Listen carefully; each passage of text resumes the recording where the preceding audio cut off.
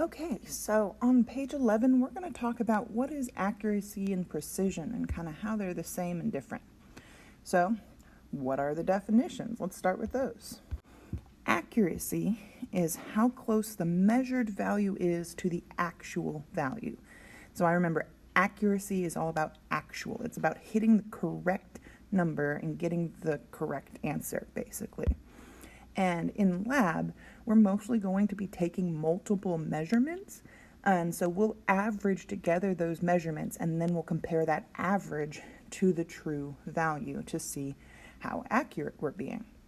Precision, on the other hand, is about how close a series of measurements are to one another. So this has nothing to do with being right or wrong, being close to the correct answer or not. It's just about how when we take those multiple measurements, those multiple trials, if those values are close to each other, then we're precise. In order to be accurate, though, we have to be right and correct. So another word for precise is reproducible. And in the lab, we're going to be looking at the range of the values that we have, subtracting the biggest from the smallest to see how far apart they are. And the smaller the range is, then the more precise our data values are.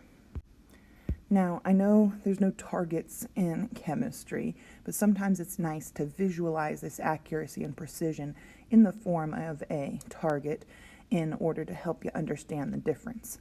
So, this first set of darts on this first target are neither accurate nor precise because we did not have any of them really close to our correct goal, the center of the target, and they're also not close to each other. So this is not accurate and not precise. On these others, you can see that in B, we are precise. Our darts are close together, but we are not accurate because they were not hitting the center where we wanted them to. But that's progress. This shows that someone has some skill. We just need to adjust something so that they're not just hitting the corner of the dartboard, but they can get all of those darts in the center of the dartboard predictably. And then, of course, where everyone wants to be, the expert level, where we are hitting the center of the target, and all of them are. They're both accurate and precise. Even though they're not hitting the exact same space, they're all in the same general area, very close together. So, let's look at a little more realistic situation for the lab.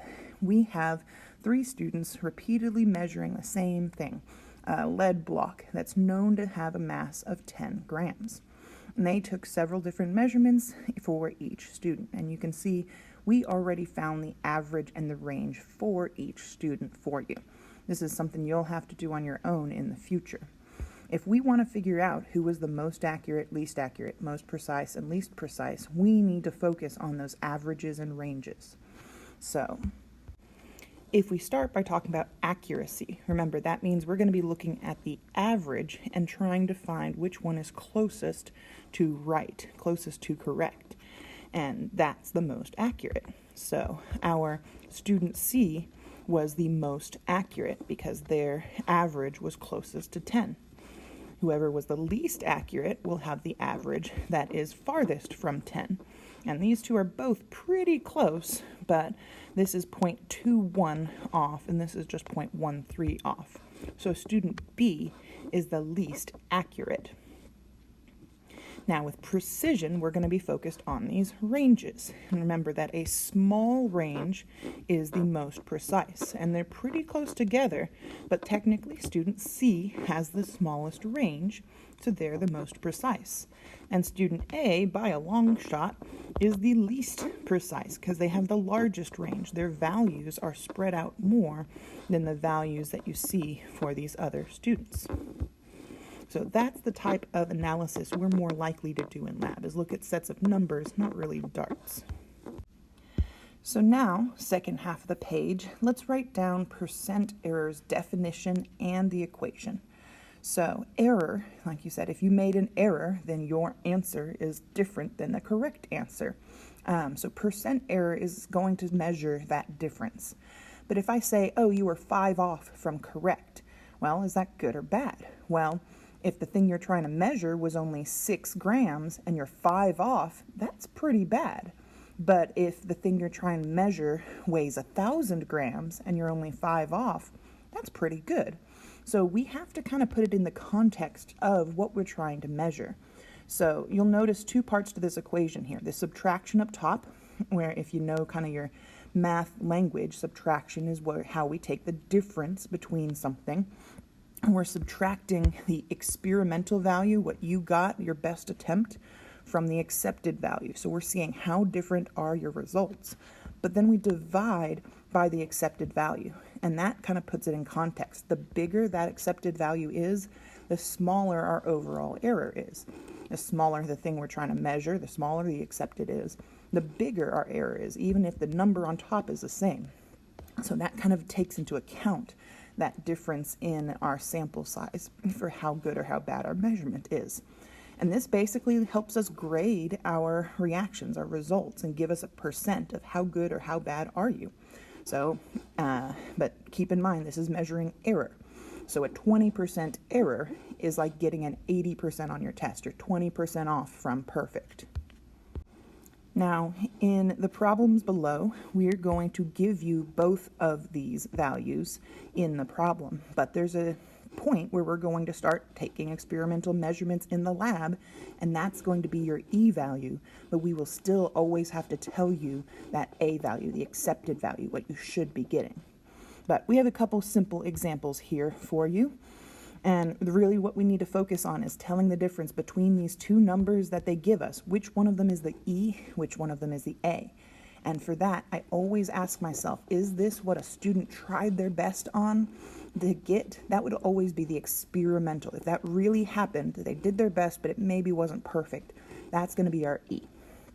So, as we read through, there are 34 questions on a test. John only answers 22 of them correctly. What is the percent error?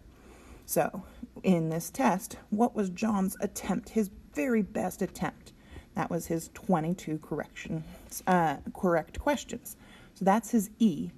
And then our 34 here is going to be our A. That's the accepted number of questions on the test that he could have gotten right in a perfect world.